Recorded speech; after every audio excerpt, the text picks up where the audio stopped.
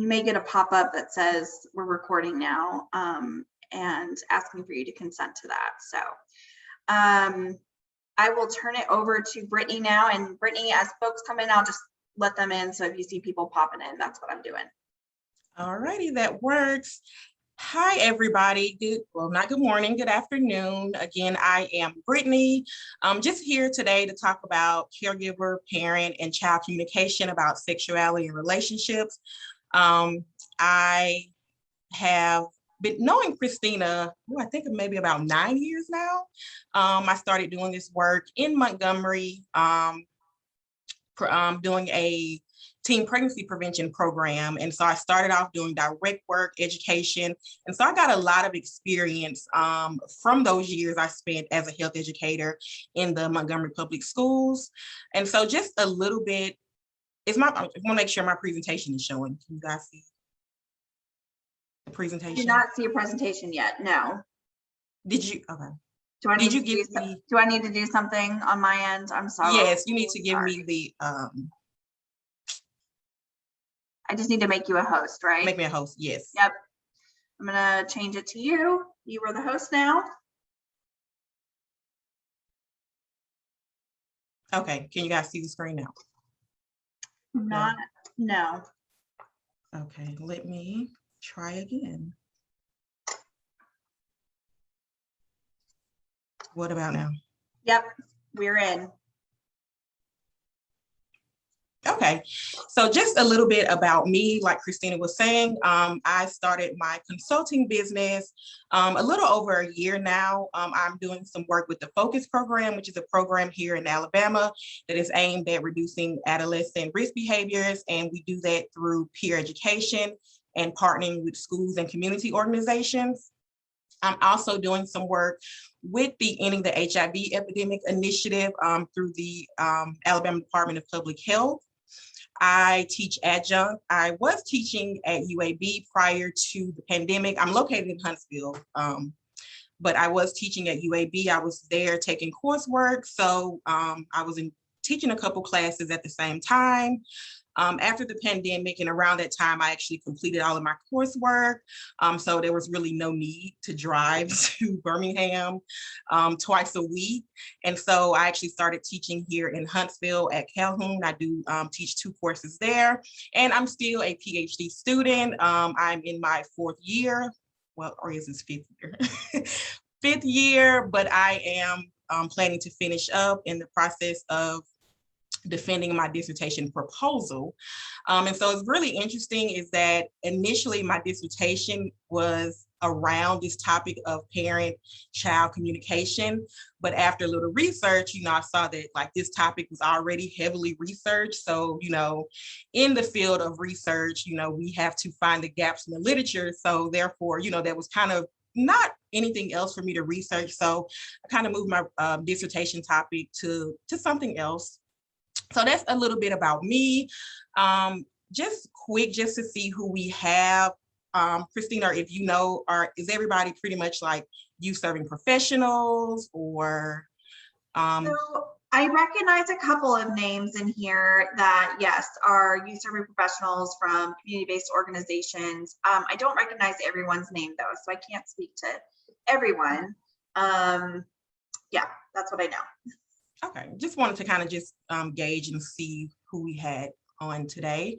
But yeah, so again, just today's agenda, we're going to be looking at learning what we mean when we talk about sexuality or sexual health. So just kind of a literally quick overview and what we should talk about or tell our children in regards to sexual health at different ages. So we'll talk about important topics or conversations at different points. We'll look at elementary, preteen, teenage years.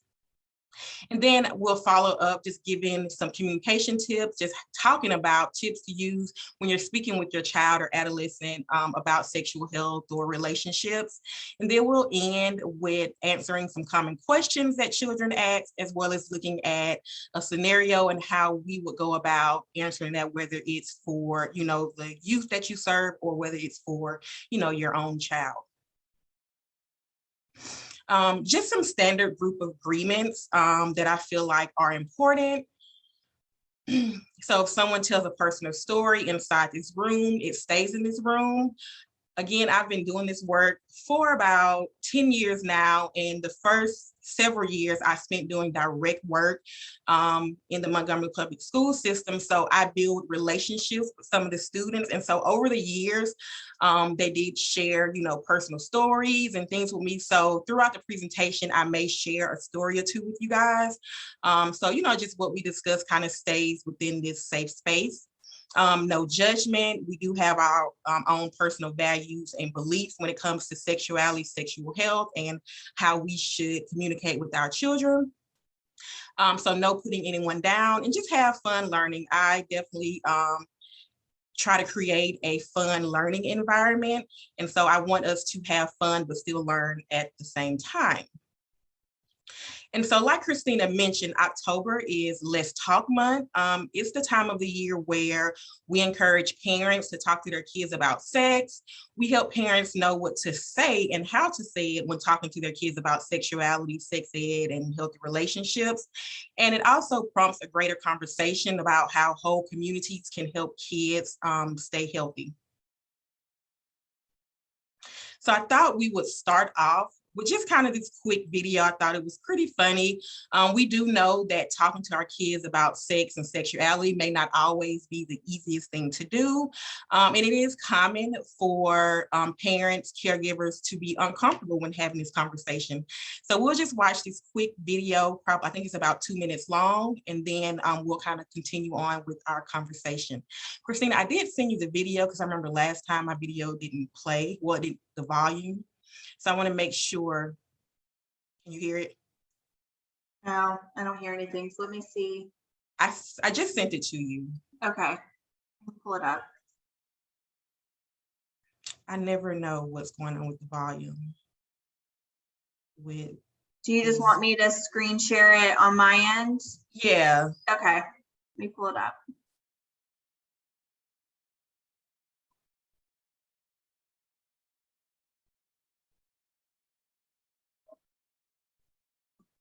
I remember last time we had the same issue and we could see the video, but we just couldn't hear it. I'm gonna get past the ad here real quick.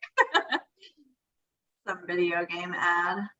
I'm gonna take back the host, okay. I guess. Yeah. Or can you make me the host? I can probably stop sharing. Are you sharing your screen?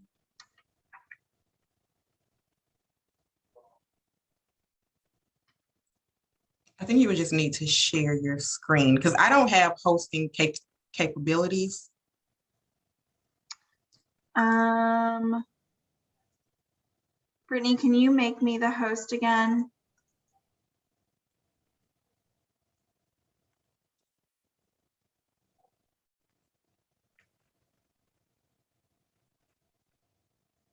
Okay, great. Let me share my screen. Okay. Can y'all hear it?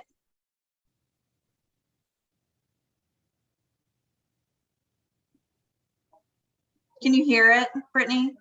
No. Well, dang it.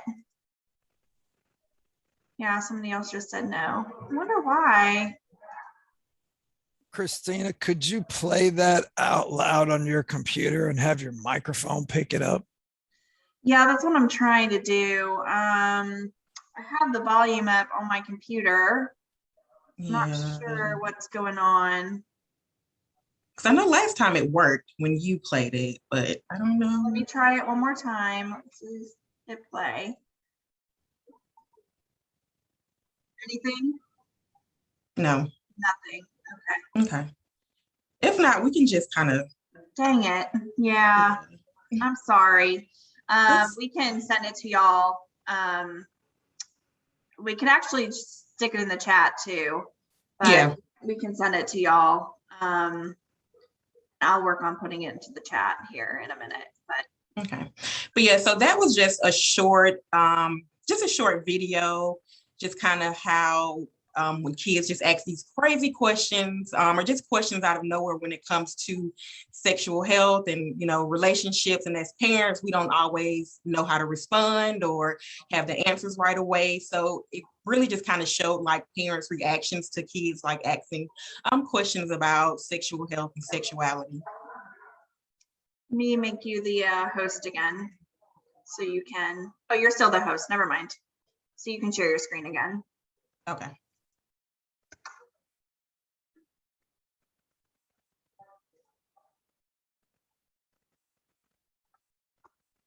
All righty.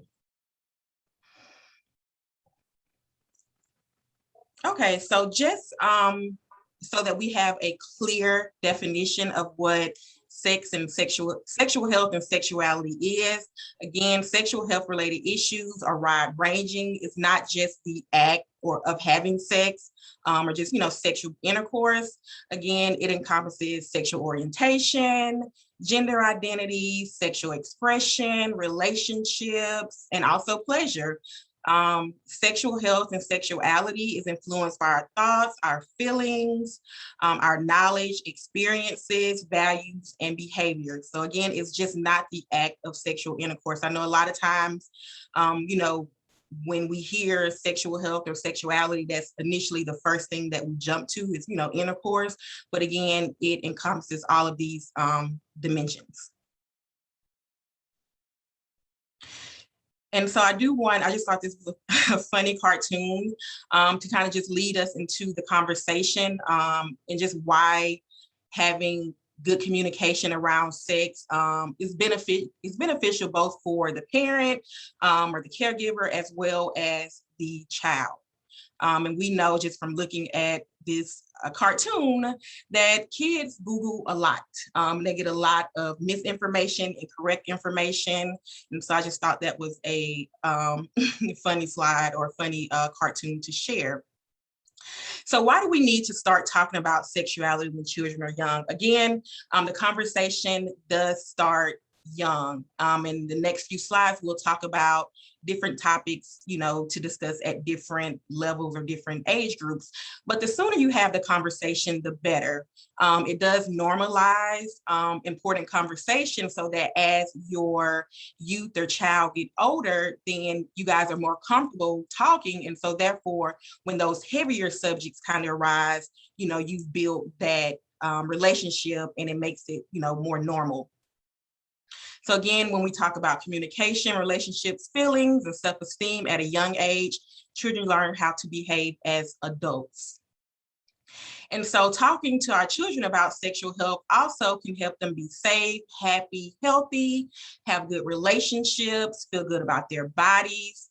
They're able to have children when they are ready, and they are able to make the decision to wait until they're ready to have sex. So, having these conversations doesn't make them more likely to have sex. We do have to realize that, having that communication with our child is important, because if not, they are learning things from, social media, from TVs, from music, movies, their friends. So it is important that as parents and professionals that you kind of have these conversations, and especially as parents, you instill those values in your children so that they're clear on your expectations for them. And so children need information at different ages. So ages 3 to 5, I would consider, preschool. So it's never too early to start the conversation. I get questions all the time from caregivers, from youth serving professionals, from even my friends, family members around what's age appropriate for their child. So, preschool, at that age, you're talking about bodies, different sizes, shapes, letting them know that, their body belongs to them. We're talking about, starting anatomy, naming body parts, making sure that we tell them the correct names for body parts, that we're not using pet names. Doing this kind of helps normalize, like saying the word penis, saying the word vagina, because we don't want them to get older and be ashamed to say what I would consider a normal word, like it's a penis, it's a vagina. And so, just making sure that we are teaching them the correct names. We're also talking about good touch and bad touch at that age bracket. And so when we look at 5 to 7-year-olds, I would consider like that elementary age group. We kind of continue the conversation of good touch, bad touch. We talk about public and private parts, who can touch them, when, and be specific. So for example, it's okay if mommy or daddy helps you wipe when you go to the bathroom, that type of thing. Again, safe and unsafe touch, recognize, names and feelings. And then just answering questions. They will start to have more questions. So just answer their questions in a way that's age appropriate where they can understand it. And so our preteens, we kind of, get a little bit more detailed in the conversation. We do start talking about puberty, what happens if they have sex. So, we do talk about pregnancy and STIs. We do start talking about sexual abuse, abusive relationships, or just relationships in general, and ways to protect themselves. You also start the conversation of your family values, community and peer norms around dating. And so, again, it's better to hear them from adults, someone who cares about them, because they are going to get the information from somewhere, whether it's friends, whether it's the internet. So it's good that you kind of instill as parents your values or your expectations, that they hear that from you. So something like, I want you to finish school before, you get pregnant or have a baby. I want you to respect your partner. I want you to be older when you have sex. These are all values that as parents and caregivers that you kind of instill into your children. And then we go to the teen years. We are more detailed. We start talking about STIs and birth control. It's okay to wait to have sex, letting them know not everyone is doing it, because literally at that age group, they think that everyone is having sex. And so we do start the conversation around, they're making responsible choices, their behaviors, continuing personal values. We do talk about safer sex as well. So just, if someone decides to have sex, what can they do to make it safe as possible? So using condoms, using birth control, getting tested regularly. And then we build skills, including their communication skills. So how to communicate effectively with their partners in those teen years. Any questions so far? Comments? Because we'll kind of move into just some tips. I feel like, just say, Christina, there are two, am I the host? There are two people in the waiting room. Yeah, go ahead and let them in. Yeah, you're the host. I couldn't figure out how to just give you permission to share. Okay. Yeah, go ahead and let them in. Okay.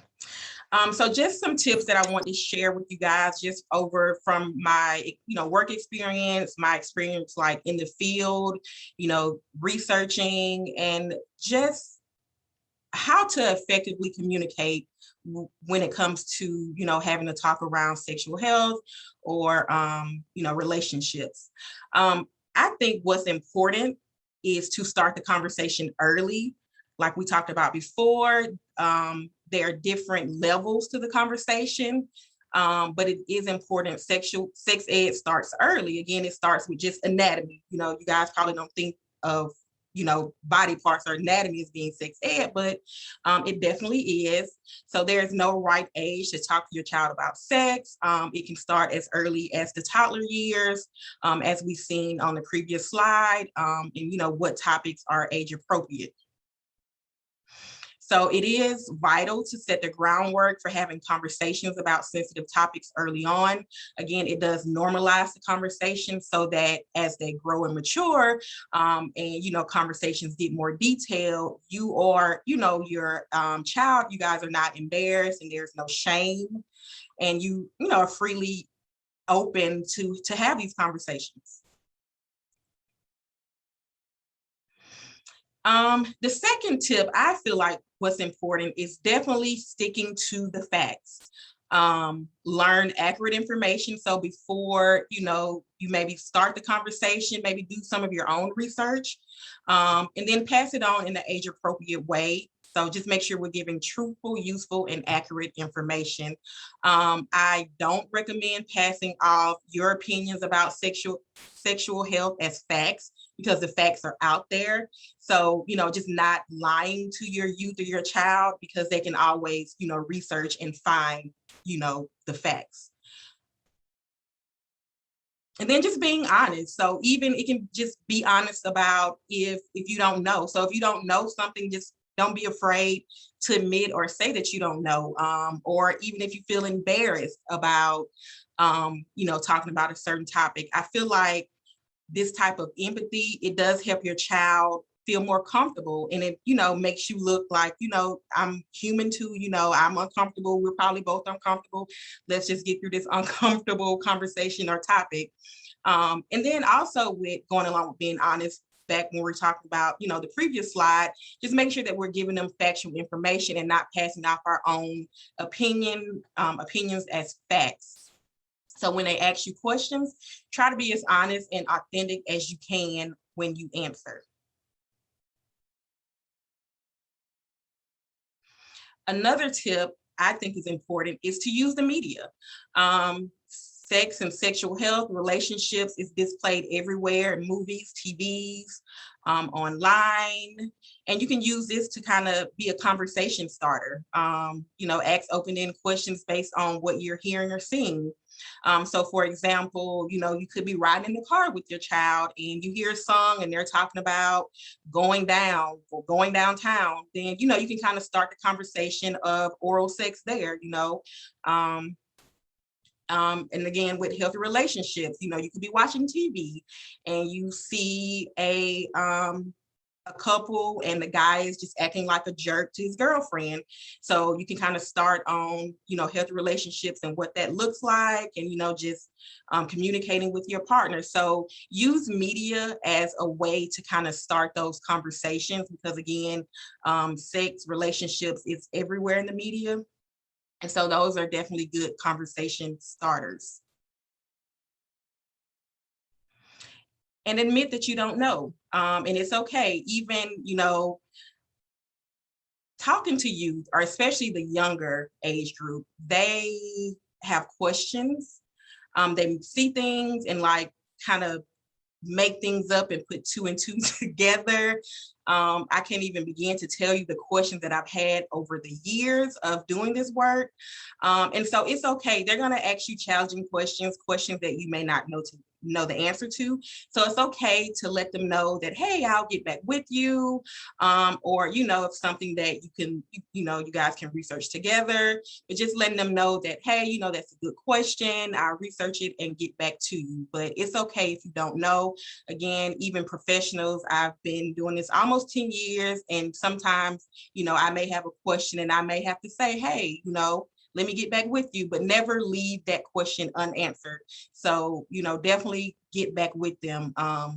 Because if that's a question, that's something that they've been thinking about, something that's on their mind. And we definitely want to make sure that we're answering all questions. Share your values. I think it's very important for parents to, caregivers to share their values when it comes to sexuality and sexual health. There is a place in these conversations for facts, and there's a place for opinions and values. I always say, and I feel like as a health educator, if I'm in the classroom or community organization, it is my job to share the facts. I'm not your parent. And so as parents and caregivers, you guys kind of have to make sure that your children know your values. So for example, and also make sure you share your values and not impose. So, you can say, I believe in waiting until marriage, and I hope that you will wait, but I do want you to know that I will love you regardless of, and support you regardless of the decision that you make. So again, that is sharing your values, but not necessarily imposing. And then teachable moments. Teachable moments are literally everywhere. Take advantage of those teachable moments. These can be conversation starters, and it makes the conversation a little bit more natural. So there are unplanned events that happen throughout the day that can make excellent conversation starters. Teachable moments can involve things you see when you're out driving or shopping, or depictions of love and sex on television. So for example, you may see a commercial about a condom. You know, you can kind of start the conversation. That's a teachable moment. For young children, when you start labeling body parts, you know, during bath time, labeling body parts, those are teachable moments. And so a story that actually a recent story, one of my friends shared with me, that I'm going to share with you guys. One of her friends, she does hair, so it was one of her clients, and she was telling her about the time that she came home, and her son was asleep, but on his phone he was watching porn, and but he was sleeping, so you know his mom kind of walked in on him watching with the porn on his phone. And so he actually I asked, you know, well, what happened? You know, as a sexual health educator, my friends always come to me and, you know, tell me stories or come to me for advice. And so I'm like, you know, so what happened? You know, because in my head, I'm like, teachable moment, literally right there, teachable moment. And she was like, no, she was like, the mom like punished the child because he was watching porn. So that literally made me feel some type of way. But again, it's not, you know, my child. But I did, you know, just let her know that, you know, that was a teachable moment, and just kind of gave my health educator sexual health spiel, and hoping that she would share it with her clients so that if that happens again, which it will, if they're watching porn, then they have an interest in porn. So, you know, just kind of using teachable moments instead of, you know, punishing him, you know, because it's something that is probably going to happen again. So take advantage of those moments. So here, I thought it would be interesting to look at some questions, common questions that are asked around sexuality, and maybe as a group, we can practice answering some of these questions. So how many, let's see how many people we have. I think we have about 10. Okay. 2, 3, 4, 5, 6. Yeah, about 10, 12 with us, you and I. Okay. So again, it's impossible for us to know everything when it comes to, you know, talking to your child about sex and relationships, but you can go ahead and prepare yourself. There are like common questions that kids are always going to ask. They're always going to ask, where do babies come from? You know, that, you know, elementary age. They're always going to ask, you know, like, what is sex? So I just got a list of the common questions that I've heard throughout the years, and, you know, that other people have shared that they've been asked over the years. So I want us to take a look, and we're just going to practice answering some of these questions in an age appropriate way. And so maybe if somebody can take a shot at anyone you choose, and how you would answer that question with your child or your youth.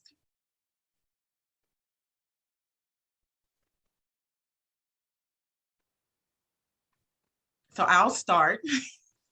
So one question that we typically get a lot is, what is masturbation? So I feel like early on, I conquered this question.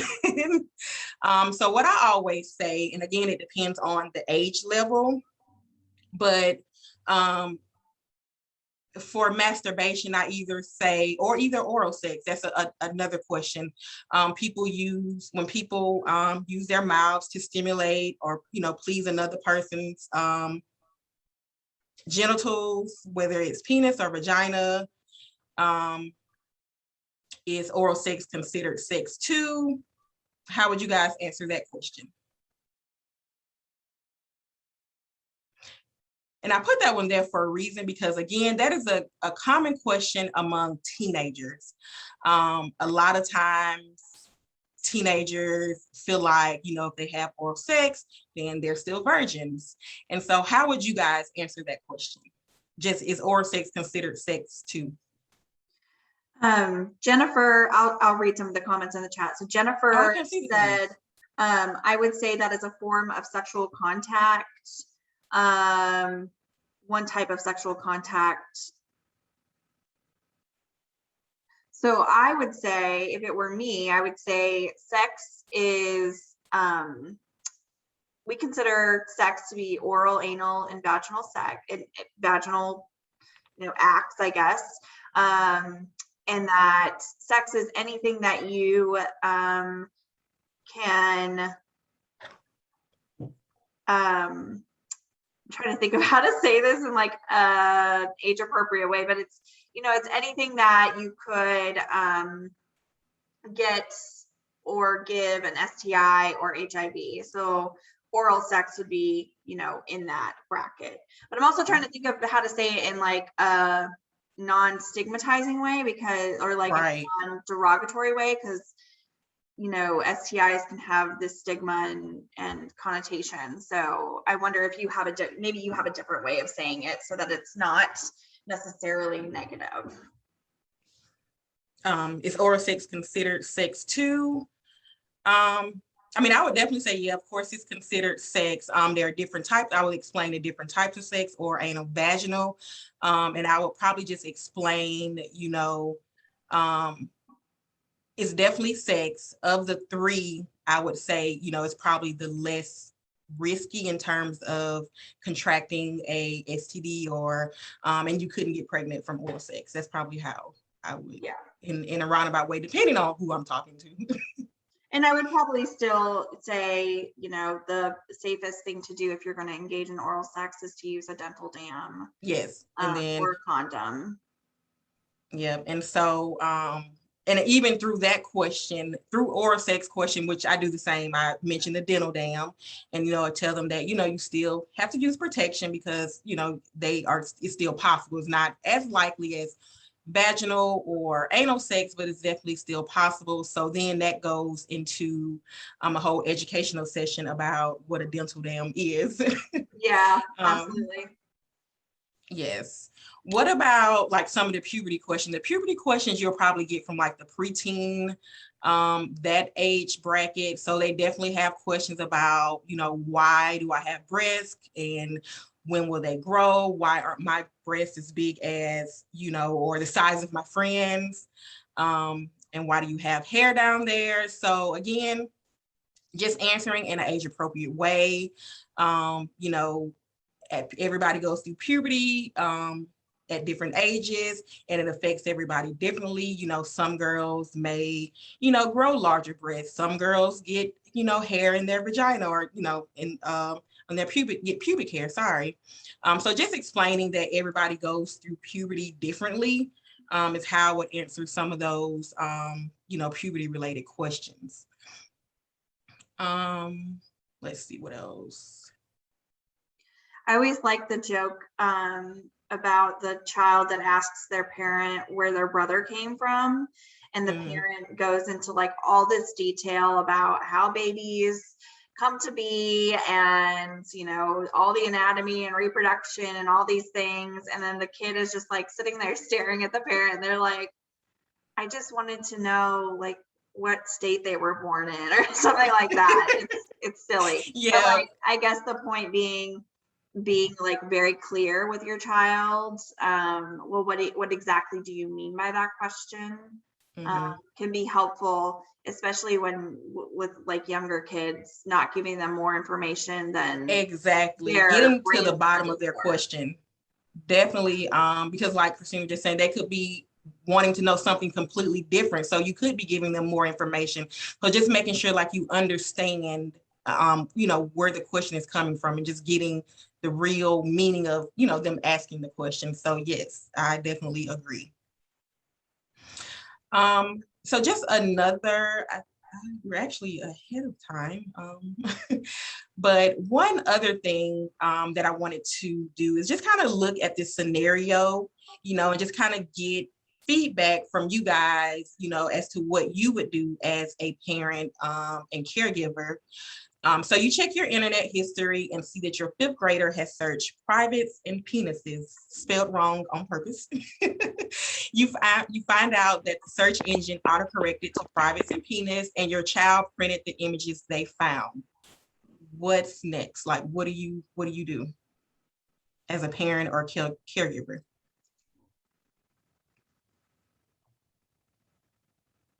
And I can't see the chat box for some reason. Let me. Yeah, I'll if I see anything come up, I'll read them out loud. That's totally fine. So you can type it in the chat box, or you can just unmute if you want to.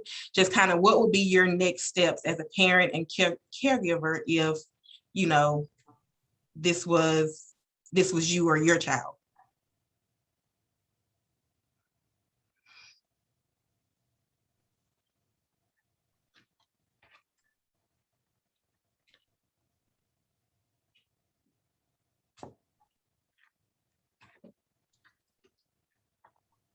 I would ask them what they thought they were.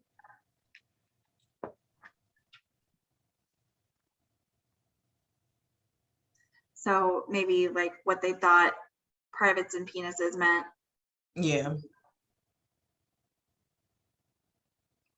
And I think just for the most part, confront them and see what their ideas on it before explaining what, yes. Like we just talked about, like get to the bottom of even just why they're searching it. Like what do they want to know about penises and vaginas? Yeah. Yeah. Create an environment where you're doing something enjoyable together and comfortably bring it up. Yes. So definitely finding the right moment and time to bring up these, which could be, you know, considered uncomfortable conversations. Right. Somebody they tried to talk with no sound, you will have to unmute. I don't know. Yeah, and I think everyone has the ability to unmute, but if you want to unmute, you can't. I can try to do it on, like I see Chanel is unmuted right now. Okay. I'm saying anything, so. Vanessa said, let them know what they can always talk. Well, you just move. They can always talk to you about these type of things.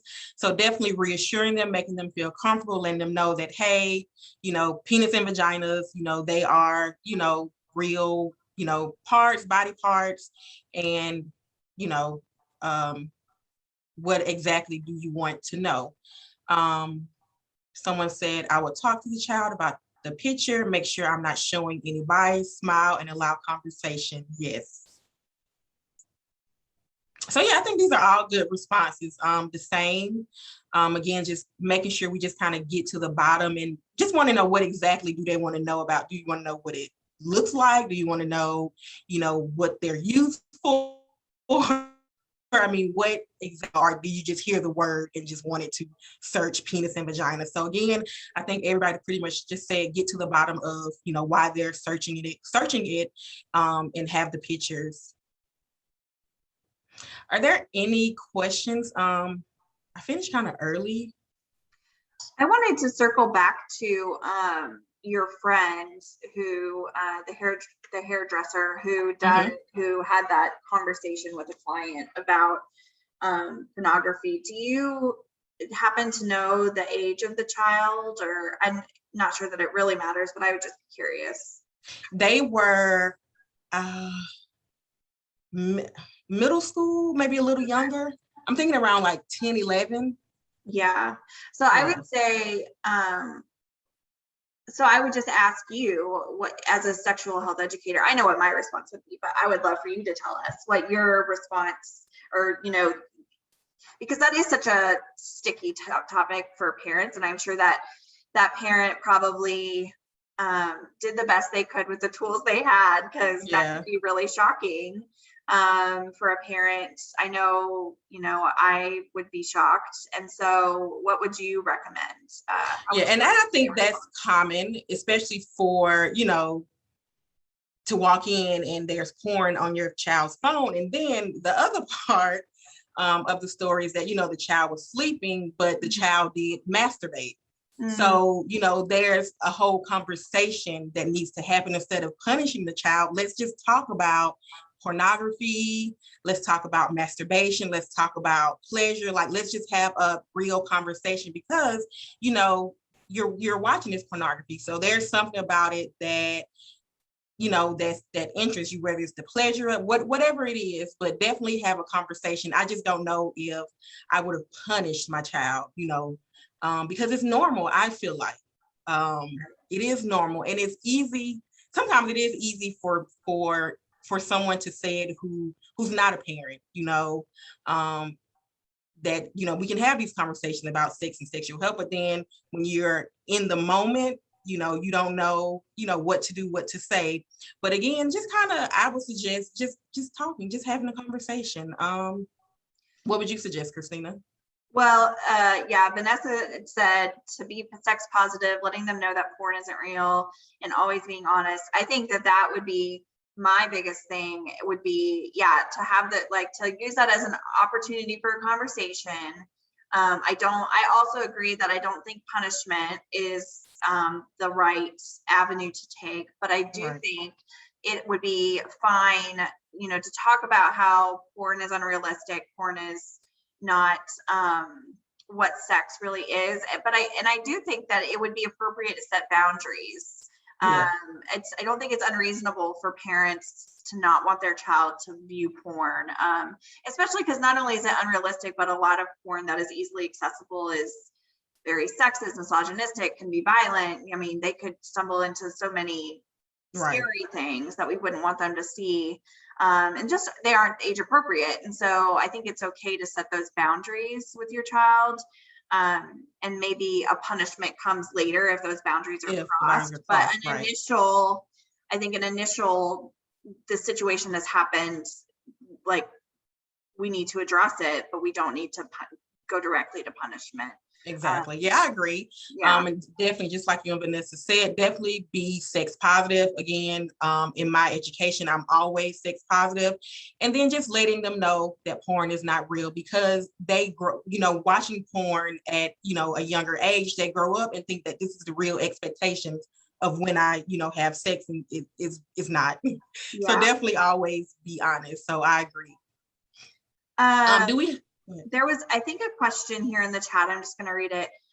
What to respond after knowing that they learned about sex and sexuality from friends? How to give them the best idea of what it is to prevent having wrong ideas? So it sounds like maybe asking, okay, so their child has heard about sex and sexuality from their friends. How does a parent respond to that knowledge of knowing that they've heard about these things, and how to give them the best ideas of how to prevent having wrong ideas? I think what they're saying, you know, how to sort of give them, just let them know, you know, what it is, and so that they don't think it's, I always joke that in third grade that I was told on the playground that sex was when a man and a woman took off their clothes and then the man killed the woman.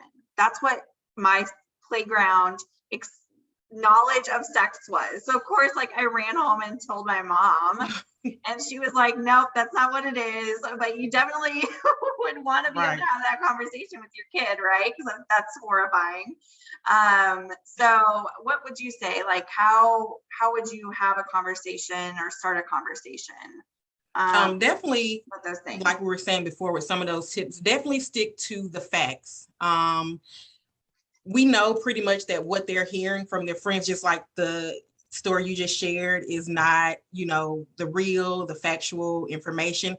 Definitely stick to the facts of whatever they're asking, whatever the question is. But then also make sure that you share, as a parent, make sure that you share your values with your child. And so therefore they have the information, they have the facts, and they also have the expectations from you as a parent. because, you know, even now, even without your child coming and saying such and such told me this at school, I mean, it's happening. So that's why, you know, don't wait. Sometimes, you know, don't wait until they come and ask you a question. You know, take advantage of those teachable moments, or, you know, those moments where you're sitting down watching TV and, you know, something, you know, sexual health or relationship related, you know, comes on. So definitely taking advantage of those teachable moments, but sticking to the facts and also making sure that they are aware of, as a parent, your values. I guess, did that answer? Yeah. You know, y'all, one of the things that it's been in here, but hasn't been here, it popped into my head was a lot of those questions beyond just the what is it questions or the porn question about what to do, just bringing up consent at those points, you know, letting oral sex and what it is and how it works. And that's an act of giving, but it's a consensual act of giving. And it's not the act that's the problem. It's when the act is forced upon somebody or badgered out of somebody, and part of sex positive, I think a place to go to is that idea of consent. Yeah. Exactly. And yes, definitely. And I think that probably could be a whole nother webinar in itself. But when we are, you know, talking to our youth about, you know, these topics, and especially when it comes to relationships, make sure that we are discussing consent, and they know what that is and what that looks like. So thank you, Russell. Great point. Yeah, absolutely. I was going to say something else, but Russell's comment made me forget it. It's such a good comment. Yeah, it really was. Yeah. But yeah, I know what I was going to say. So Vanessa had mentioned being sex positive, and I think that that's a term that a lot of us in the sexual health field use, and maybe not everyone knows what it is. And so just to, you know, be very clear, being sex positive is not, you know, yay, everybody go out and have sex. It is acknowledging that sex is a normal part, natural part of human, being a human, and that everyone, you know, typically everyone has sexual desires, sexual feelings at some point in their lives. That is normal and natural. And that consensual sex between consenting adults, certainly.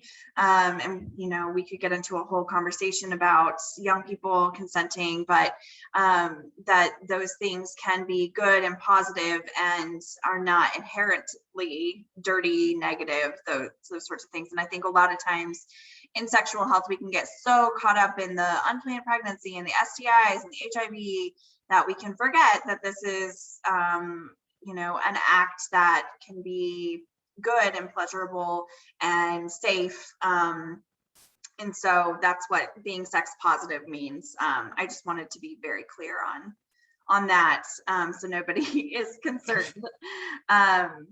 And Vanessa had made a comment about talking about consent, even consenting with hugs and family members. That's also an avenue into talking with really young kids about relationships as well. Yeah, we touched on that. Vanessa, I don't think you were probably on at that time. You're right. Yep. Yeah, so that was at the very beginning, but with our very young, we have a 1-year-old at home, and you know, we ask for kisses, we ask for hugs, and if she doesn't want to, we don't force them on her. Right. Sometimes she's very willing to give you a kiss and a hug, and sometimes she's not interested.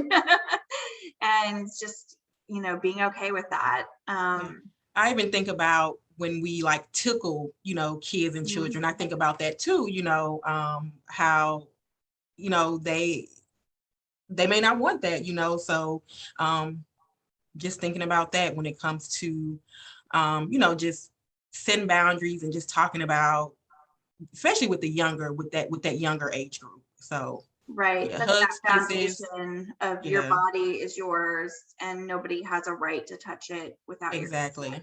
Right. Yeah, and with tickling, that one can be tricky for parents, because a lot of times kids they'll want you to tickle them, and then you start tickling and they're like, no, stop. Yeah. So then you stop, and then they say, okay, I want you to tickle me again. So you start tickling, and then they want you to stop. So I think the thing is, tickle when they say tickle, stop when they And say stop when they say stop. And then you're showing, okay, I'm going to consent. You know, if you don't want to play that game anymore, you can back out, and that's your boundary. But I just think that's a great point about tickling too. Yeah. So, any other I think questions? we're good with time. Are there any other questions? Here, this is my contact information. This is my email. If you guys have additional questions, I'll probably in the near future, hopefully, once I get over this PhD hurdle, I may be, doing a few more workshops and, working with Christina over at the campaign. So definitely, reach out to me if you have any questions. I can also, send you the video, the presentation. But I am here. I'm definitely, when it comes to adolescence and sexual health, this is my thing. I love it. I'm an advocate for our youth and sex ed. So definitely I can be a point of contact for you guys. Again, so this is my contact, and I have really enjoyed this last 45 minutes.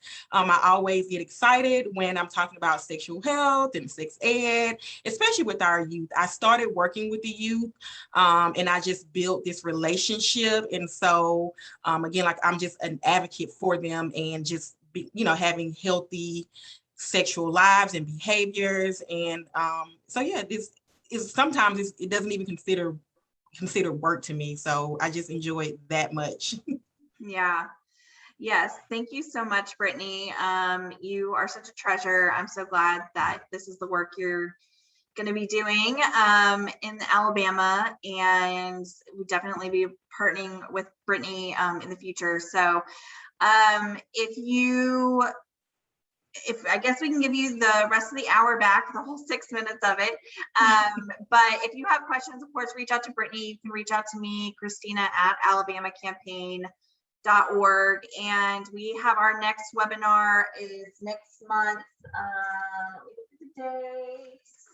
The second Tuesday, so it is November 9th. And we'll be talking about trans and intersex gender identity, in honor of the Trans Day of Remembrance. So that'll be our topic next month. I'm sure it'll be a great one. And again, we will have a guest speaker. So thank you so much, and have a great day, everyone. Bye. Bye.